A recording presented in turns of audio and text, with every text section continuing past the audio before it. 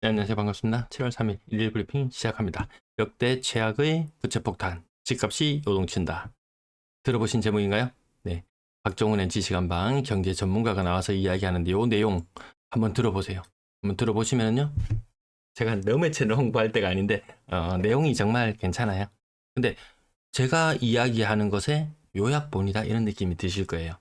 어, 제가 하는 역할이 뭐 뉴스나 이런 것들을 가지고 와서 요약해서 말 그대로 브리핑이잖아요. 요약해서 여러분들이 뭐 바쁜 일상생활을 보내다가 잠깐 하루에 한 빠르게 2배속 정도로 보시면 한 5분 10분 하면은 제 영상 다 보시잖아요. 그래서 뒷부분까지는 안 하더라도 웬만하면 앞부분에 주요 내용들을 다 다뤄드리려고 하니까 요 정도로 대충 부산 흐름을 살펴보시면은 뭐 추후에 뭐 구매를 하시건 아니면 뭐 투자를 하시건 이런데 참고가 되시라고 하는 내용입니다. 대출금리 어제도 말씀드렸다시피 대출금리가 신규 주담대가 굉장히 낮아요. 신규 주담대 대출금리가. 근데 막상 갱신되는 사람은 4% 중반은 각오해야 된다. 어떤 사람들이 4% 중반을 각오해야 된다? 지금 2019년도에 2.6%이 정도. 예. 이거보다 더 낮은 금리, 이 평균이니까 이거보다 더 낮은 금리로 대출 받은 사람도 있어요. 지금 벌써 5년 차가 도래했어요. 그때 대비 금리가 2배입니다. 2배. 그럼 이게 언제 끝나느냐? 금리가 빨리 떨어진다고 한들 이미 금리를 3번 인하한 효과가 날 만큼 주담대 금리는 낮아져 있다고 보면 되니까요. 20년도에 집을 샀는 사람, 21년도에 집을 샀는 사람, 이런 사람들까지 갱신하는 시기가 되었을 때 고금리, 야, 금리 오른 거 무섭네. 아직까지 체감 못하지만 체감할 때 되면 또다시 한번 물량이 쏟아 들어갈지도 몰라요. 여러 가지 위기의 징후들이 계속 많이 있다. 쿠팡알리 깜빡하지 마시고 영상 시청하시는 중간에 한번 누르셔도 되고 시청하시고 나가시는 길에 한번 눌러주셔도 괜찮습니다. 감사합니다. 매도 물량 56,000개. 다른 지역들은 줄어들고 있어요. 서울도 줄어들고 있고 많은 것이 줄어들고 있거든요. 부산이 좀 이 최고치, 연중 최고치 물량을 갱신하고 올라갔다. 이 부산을 제외하고는 이런 도시 없어요. 부산만 나날이 최고치다. 전세 물량은 빠지고 있고요. 전세 물량과 월세 물량 빠지고 있고 합쳐서 18,000개. 아파트 거래량 90건. 약간 오락가락합니다. 1687건의 거래량. 그러면 시뮬레이션 돌려보면은 이 정도 수준의 거래량이면은 2300건대까지 나오겠다. 이 거래량이 이 폭발해야 되잖아요. 폭발. 이 뭔가가 가격이 큰 변동성이 생기려면 거래량이 폭등하는 현상이 나타나야 되는데 누군가는 이것을 끊임없이 기다리고 기대하고 있을지도 몰라요. 근데요, 빚을 6조 수준이면요. 6월 달에 빚내는 게 6조 수준이라고 하면은 이 코로나 당시에 그 빚내는 그런 수준하고 비슷할 정도의 이 가계대출 증가세거든요. 그런데도 거래량이 안 터져요. 그러면 대출 이마에 다 내갖고 어디 쓰냐? 입주가 많아요, 지금. 입주가 많은데 제가 가만히 있어도 연간 제가 언제 얼마 한 25조, 30조 늘어난다고 말씀드렸던가요? 네, 신축 아파트 한 채가 한 동이 있어요. 절반의 사람들이 절반의 빚을 내서 산다. 이 4분의 1 덩어리가 이 빚입니다. 예. 딱히 뭐 빚을 내서 많이 사지 않더라도 신규 주담대는 이렇게 많이 늘어날 수밖에 없다. 근데 대출이 이렇게 늘어남에도 불구하고 거래량이 터지는 곳은 좀 서울에 국한된 모습, 서울의 거래량도 터진다는 느낌보다는 이 갈색 21년의 부산 느낌 비슷한 요 정도 느낌이에요. 뭐 20년에 뭐 폭발할 때처럼, 뭐 19년, 18년 그맘때 가격이 폭등할 때처럼 그런 매서운 거래량은 아니었다는 부분, 제 서울 브리핑 이렇게 다른 지역들도 참고하실 만한 사항이 있으면 알려드리잖아요. 조급할 필요가 전혀 없다. 지금 못 샀으면 또 내년에 또 뭐 또 집 사라고 또 정책자금 대출 내주고 또 뭔가 또 대책을 내줄 거예요. 아파트 건당 거래 대금 4억 정도 수준. 4억 정도 수준. 대구는 3.5억 수준 정도가 건당 거래 대금으로 나타나고 있거든요. 대구보다 집값이 비싼 건 맞다. 거래량 딱히 터지는 모습 없어요. 뭐 빚을 내서 집 사고 뭐 난리라고 이렇게 이야기하고 있지만 정말 그 수도권의 이야기고 경기도도 워낙 입주가 많아요. 지방은 좀 제한되는 측면이 있다. 자, 가격 높은 가격에 거래되는 곳들, 신고 고점 대비 뭐 90%, 96% 거래되는 것들 보면 최근의 아파트들 그런 현상 좀 있고요. 그 외에 37%, 20%, 이건 40%, 1층에 40%. 이 공식 같죠? 공식 같습니다. 이 현상이 지금 1년 한 3개월째, 심하면 1년 3개월째 정도 지속되고 있습니다. 그리고 가격 하단 부분은 철저히, 처절하게 무너지는 그런 현상도 있고요. 이진 베이시티 84제곱미터 6억 8천. 이거 분양권일 때 가격 한번 찾아보시면은 기함합니다. 그 분양권일 때 정보 이런 거는 여기에서는 이 차트상에서는 잘 보이지 않고요. 부동산 지인 사이트를 가보시면 과거 분양권일 때 그 시절의 가격도 보실 수 있습니다. 다만 골든뷰센터를 바크 38%. 제가 맨날 이렇게 말씀드리지만 맨날 거래되는 그 아파트만 거래돼요. 얼마나 부산의 아파트가 98만 개, 아파트 종류도 무지막지하게 많을 텐데요. 거래되는 것은 여전히 제한적이다. 막상 팔려고 내놓으면 그렇게 잘 거래가 되는 시장이 아니라는 것을 아마 체감하실 듯합니다. 30년 차 넘어가고 고층이다. 그러면 기본 뭐 40% 정도 하락은 거의 두드려 맞는 게 지금 현재의 모습입니다.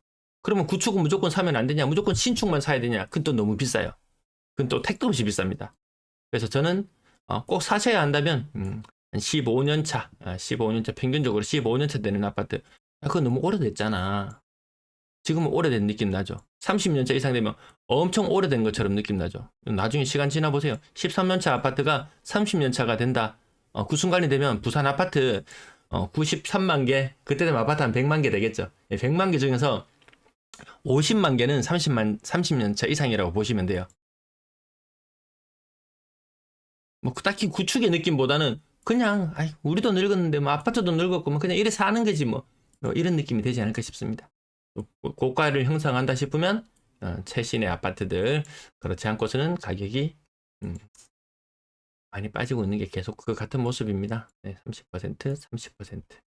오늘은 30%. 빈도수가 점점 높아지죠. 점점 높아집니다. 그래서 높아지네. 이거 영원 이제 뭐 폭삭 주저앉을 거네. 이거 뭐 거의 40%, 30% 정도 떨어졌는데요. 저거 진짜 반토막 나야지 된다. 일부 너무 뛰어난 아파트들은 좀 그래도 싸다 싶은 느낌이 드는 것도 물론 없지 않아 있긴 한데요. 그렇게 폭삭하진 않을 것이다. 최고의 베스트로 본다면 한 15년 차 정도 된 아파트가 거의 40%에 육박하는 하락률을 보인다. 그것이 주택 구입 부담 지수상에서 가장 바닥을 잡는 그런 포지션이 아닐까 싶습니다. 계속 빠지고 있는 모습들, 조금 덜 빠지냐 이런 차이는 있겠죠. 요거 지음 시그너스 인 동네, 아마 요거 LH 관련된 물건 같죠. 네, 3억 8천. 아마 매입 규모가 금액이 상한선이 아마 3억 8천 그 정도 되지 싶은데요. 이렇게 오늘 한 5건 정도 곱살이 끼어가지고 있네요. 연차가 좀 오래된 것들 한번 밑으로 내려가서 한번 살펴볼게요. 32%, 34%, 요거 한 14년 차에 1층 제외는 1층은 하락률 한 10% 정도 더 잡아야 되니까요. 29년 차에 35%, 그렇게 매력적으로 보이지 않습니다. 나중에 30년 차 아파트들, 저 태반이 30년 차 아파트인데 지 혼자 50년 차 아파트 이러면은 좀 거래나 이런 측면에서 나중에 상당히 곤란해질 수 있습니다.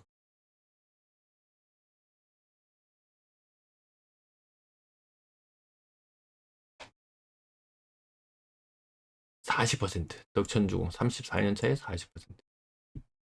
하락률만 봐서는 매력적이다. 근데 이 연차를 보는 순간 조금 생각을 조금 달리 할 필요는 있을 것 같습니다.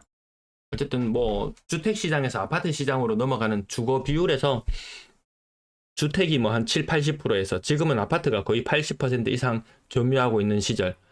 뭐 대만은 죽지 않는다. 그 큰 흐름에 같이 묻어가려면은 같은 아파트는 아파트대 연차가 너무 오래된 것들은 조금 연령대가 그래도 한 30대, 40대, 한 50대까지도 그런 연차 되는 30년 넘어가는 아파트는 그것이 투자용이 되었건 뭐 실거주용이 되었건 정말 이 자금 사정이 정말 그 가구로 안 맞다면, 그런 상황이 아니라면은 또 자금 사정이 또 그렇게 그 가격으로 좀 낮다 이런 상황이라면 이거 오히려 또 자산을 더 깎아먹는 그런 역효과가 날 수도 있습니다.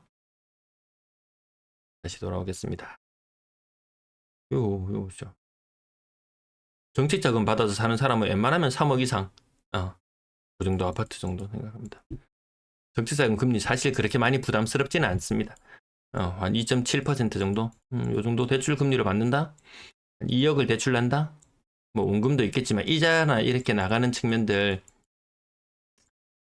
이자나 원금 나가는 측면 생각하면은 3억 이상 아파트 산다 손 치더라도 사실 2억 대출 이거 갚는다고 생각하면 안 갚고 또 더 비싼 아파트 사고 부채도 늘려나가고 자산도 늘어나고 그런 과정을 거치는 상태에서는 2억이 겁나는 돈이 아니지만, 아파트 가격이 정체된 상태에서 이거 빚을 20년 30년 갚아 나가려고 하면 정말 지엽습니다. 정말 지여워요. 자, 분양권 거래 때 6월달 살짝 많았다가 이때 이제 막차 타는 수요라든지 이제 이런 사람들 대출 조금이라도 더 나올 때 나도 새 집에 한번 살아보자. 누구나 선호하는 아파트. 그러면서 부산의 아파트를 들먹거린 사람이 있겠죠. 누구나 선호하는 아파트 이러면 또 뭐 강남 또 이렇게 이야기를 해야 될 텐데 이 이야기는 하지 않고 결국 뭐 어떤 아파트가 좋니, 어느 아파트가 뭐 누구나 살고 싶어 하는 집이니 이런 이야기를 하는 사람들의 대다수는 자기 집 홍보, 자기 집 홍보. 언론에서 뭐 건설 업체를 뭐 살리기 위해서 띄우기 위해서 온갖 수단 방법을 다 동원하는 것처럼 개인들도 그러한 노력을 합니다. 그것이 부동산 게시판에 여실히 그대로 드러나고 있습니다. 평균 전세 가격이나 월세 가격이나 모든 측면에서 뭐 뜀박질 한다 그런 조짐은 보이지 않는다. 고로 매매 시세도 안정된 흐름, 안정된 가운데 연차가 오래된 것들은 서서히 감가가 적용받으면서 서서히 더 빠지는 그런 흐름. L자인 패턴. 제 그 영상 중에서 최근에 시청하시는 분이 혹시 계시다면 제 일본이라고 제 영상에서 검색을 해보시면은 그 일본에서 나타났던 현상들, 그것이 우리에게도 일어날 수 있겠구나. 그런 것들도 한 번쯤 참고로 볼 필요는 있다. 그러면 제가 무조건 폭망만 가지고 이야기하느냐? 폭망만 가지고 아니죠. 이 가운데 이 확률을 저는 51%로 본다. 51%로 본다. 그리고 늘 일써왔던 주택의 순환 과정, 네. 이 침체의 시기, 이 침체의 가격이 빠지는 침체의 시기가 있으면 또 어느 정도 가격이 지지하고 안정기를 보내다가 또 다시 상승을 한다든지 또 이런 흐름도 배제하진 않는다. 이런 흐름도 나타날 수 있다고 본다. 나타날 수 있다고 본다. 그러면 제 시청자들은 이런 가격 상승이나 이런 부분들이 나타날 조짐을 아마 제 영상을 시청하시고 계시다면 아마 누구보다도 빨리 분위기가 달라지고 있네. 가격이 진짜 또 오르네. 사람들이 부동산에 대한 관심이 다시 높아지네. 빚을 더 많이 내서 집을 사네라든지 이런 현상들을 누구보다도 빠르게 아마 파악하실 수 있을 거예요. 현재까지 이런 현상 없다. 편안하게 관망하고 지켜보셔도 괜찮은 시장인 것 같다. 나가시는 길에 쿠팡 한번 링크 한번 클릭해주고 가세요. 감사합니다.